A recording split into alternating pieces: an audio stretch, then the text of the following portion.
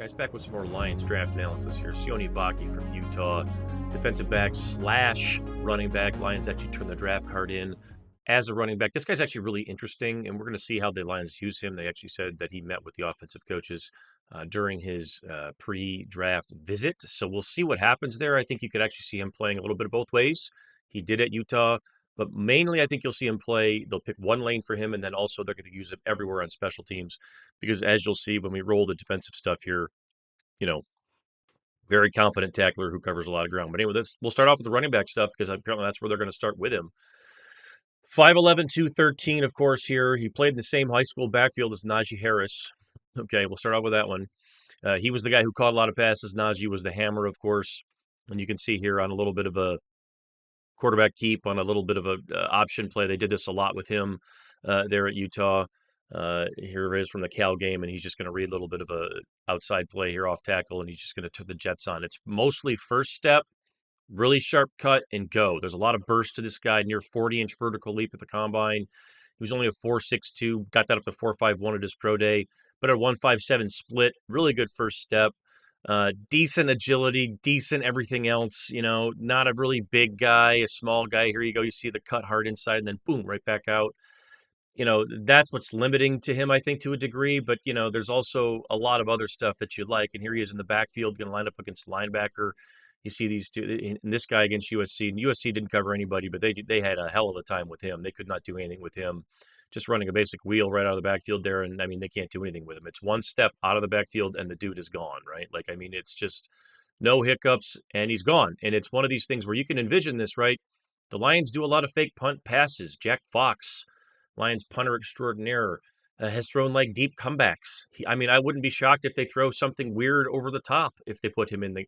I think we talked about this on the podcast the other day. Here's a 4th and 3, going to go to him, and he's going to make an adjustment in the flat. Really good catch out of the backfield.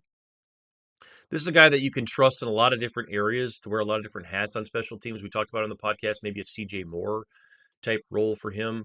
Wouldn't shock me at all. But also the reason why I think they're going to like him on offense, maybe more than they do on defense, and maybe he'll be a part-time guy, I guess, depending on if guys get hurt, is he's got really good hands, and he's great in short air. Look at him run that Texas route. He almost fell down and still snagged that thing right off the hands, and then he just explodes into the second level right there. Look at that. This whole thing looks like, and this is a guy that, he didn't come off the street. Obviously, he played running back in high school. A little bit on his story. First 3 years of college, he was on a morbid mission in Tonga. Comes back, goes out there as a safety, is immediately productive in 2022, and then last year was team captain, played a little bit of offense, played a little bit of defense, had a huge game against Cal. I think he set a record for a primarily defensive player rushing, in a game, in a Pac-12 game, whatever it was. But also a guy who really did well with his hands, made a lot of catches. And look at this, look at the hands again on this. Look at the cut. He falls down almost, but you're not going to like that. But the cut, the hands, bang, snags that thing, and then juice right after it. It's not quite, what you're used to seeing on that angle route from maybe like a DeAndre Swift when we used to see that sort of thing. But that's not bad. That's not bad from a guy who was playing a lot of safety during this exact game here against Caleb Williams. Here you go again, a little power on the outside. And again, he's setting up tackles downfield. You can see really good vision, good vision, good feet, good balance, nice little ball carrier who also moonlights as a safety. And, there's coverage limitations with him. And there's things that he'll get lost in with coverage in terms of, he's not a really productive player. I don't think on the ball. I think he had six. He had 6 pass defenses, 1 pass, 1 interception, which is kind of on a deflection there in 2 years. So not a really productive corner in that sense. A guy who kind of held his own out there and did a lot of deep safety stuff, but also played in the box and blitzed a lot for them. So, multiple safety roles for him. Not a guy that I would let cover anybody for long stretches of time or be out there for anything other than situational. But you can see the run through and then the tackle here, just boom, right all the way through it with no fear. And that's how he plays defense. And I think that's how he plays football. He's a fearless player in a lot of ways. This is a different guy playing different spots and in a different situation. But he reminds me of a Mike Sainristil, the kid from Michigan, in that a two-way player who will attack any job you give him with complete fearlessness, downhill all the time, not afraid to hit. Yeah, he's like a little bit of a discount West Coast Sainristil. There he comes down on Jalen Polk and just knocks that ball right out. And this is part of the reason why maybe you don't like Michael Penix in the first round as he's a little late getting off this thing. But either way, you can see him come down and make the hit. They're going to like that. They're going to like a lot of that stuff about him. I could see him having a role. This is really good too. Watch him play the option here and not get fooled by the cheese. Just run that thing down. I could see him having a role situationally defensively for Detroit. If a guy gets hurt, maybe. Really good blitzer. As again, you see him bluff that thing and then just level Dante Moore there. Poor old Dante having a rough day. That was, I believe, a 14-7 Utah win. I think that was the play that ended it. Here you can see some of the bad stuff. Sometimes he gets caught leaning and coverage. Here he's not going to do a very good job of getting off a running back's block on the edge.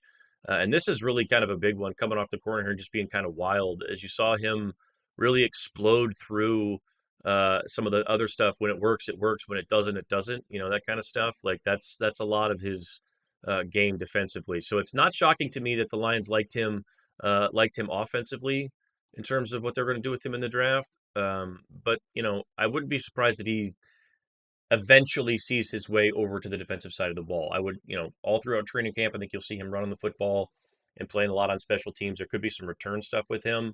And I'm very curious to see what the Lions do in terms of Dave Phipp and all those guys with the new kickoff rules.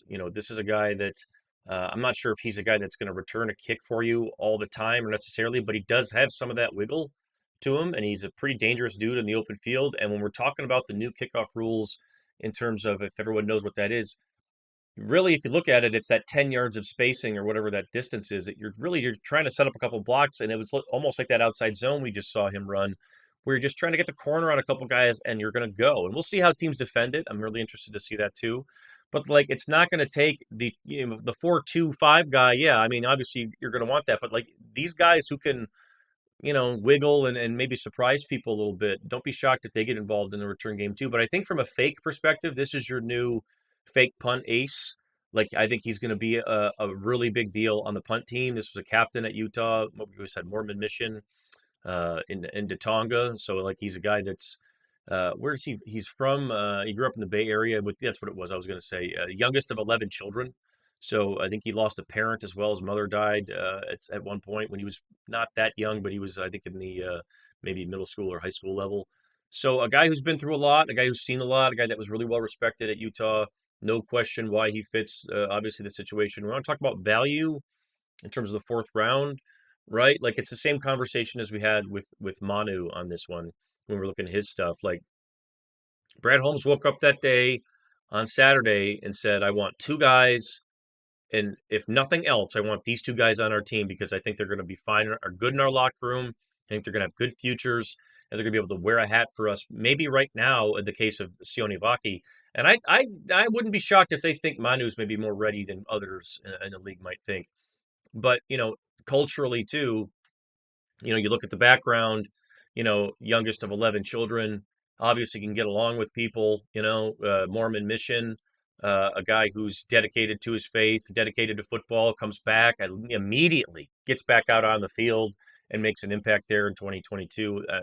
Sometimes you see those guys go out on those missions and they come back and you never hear from them again.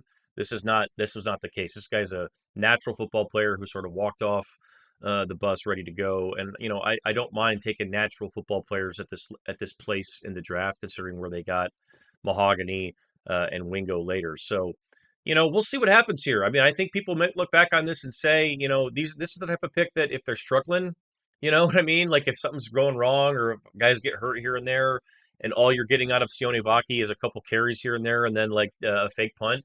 Yeah, I mean, people might say, look, that's not going to cut it for a fourth round pick. We don't like that, and that would be the criticism, I suppose. But we have to get to that point to see that's the criticism. If that's not the case, and they continue to win football games, and this guy serves as a special teams ace who blossoms into one of those leaders who can be, kind of a captain on that side of the ball for you for a long time, you're going to take it all the time. I said on the show, this is like a skill team version of Jason Kabinda. Offense, defense, whatever you need. A little bit like Malcolm Rodriguez, too. We saw Malcolm play a little bit of offense last year at the end of the season. This guy, I think, is going to do a little bit of both and then be there in those dog days when it gets hard, and a guy that they're going to be able to trust. I like him. I wouldn't have drafted him in the fourth round, but I'm not Brad Holmes. Brad Holmes is better at this than me. So we'll see how it goes. Very curious to see how he fits and what the Lions do with him.